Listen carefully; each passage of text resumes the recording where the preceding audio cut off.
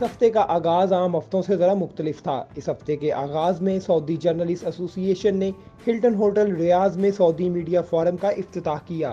इस फोरम में पाकिस्तान समेत दुनिया भर के मुख्तलिफ ममालिक से सहाफ़ियों को मदऊ किया गया। इस तकरीब का इनेकाद 2 और 3 दिसंबर को किया गया।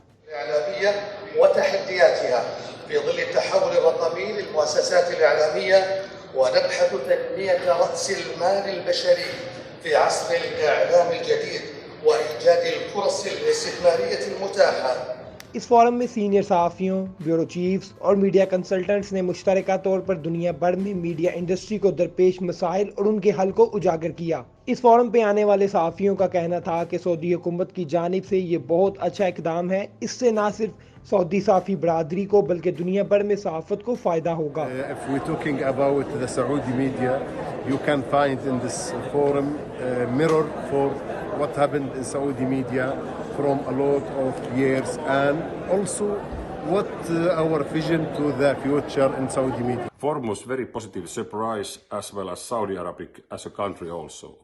Presentations were very good and informative. Presentators were also from the top. Forum gave me many aspects to media.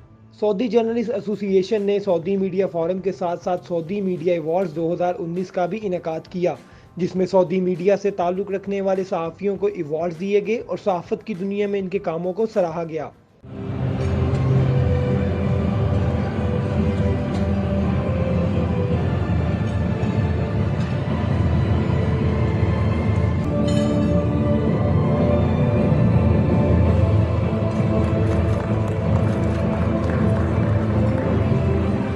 इस तकरीब में ऑस्ट्रिया से ताल्लुक़ रखने वाली ओपरा सिंगर बेटीना श्वाइगर और सऊदीया से ताल्लुक़ रखने वाली सिंगर सौसन ने अपनी अपनी परफॉर्मेंसेस से हाज़रीन के दिलों को छुआ और खूब दाद वसूल की।